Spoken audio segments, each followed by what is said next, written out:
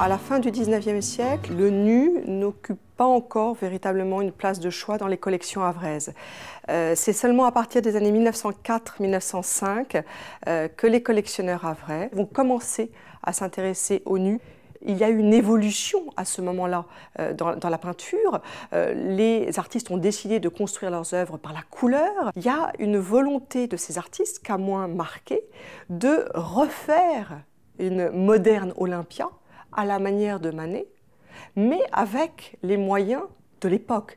C'est peut-être une envie de choquer d'une certaine manière, car il ne faut pas l'oublier, ce ne sont pas des nus mythologiques, mais des nus de femmes qui sont des prostituées. On a vraiment des corps féminins offerts au regard de l'homme, qui sont chargés de désir, d'une grande sensualité.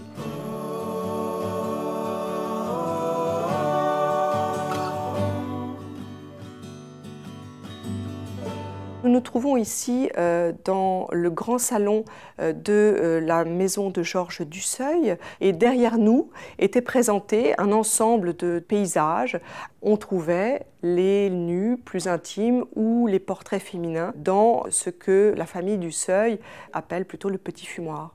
Ces œuvres ne sont pas exposées à l'œil de tous les visiteurs de ces maisons. Elles sont cachées de la même manière que le collectionneur Khalil Bey avait caché l'origine du monde de Courbet derrière un paysage classique. Ça peut choquer à la fois la famille, tout simplement, mais aussi les gens qui sont invités dans ces demeures.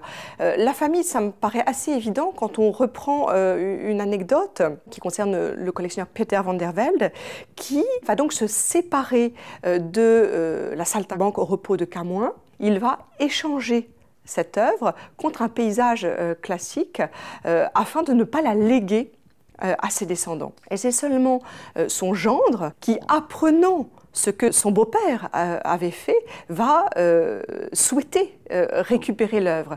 Et cette œuvre sera présentée à son tour et de nouveau dans une salle de bain, c'est-à-dire dans un endroit où elle n'est pas visible, encore une fois, du grand public.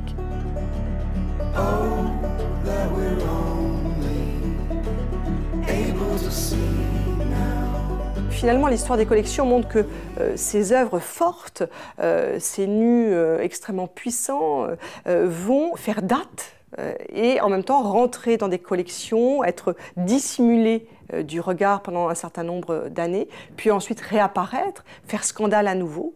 En fait, on a du mal à imaginer aujourd'hui que ces œuvres ont pu à ce point choquer à l'époque.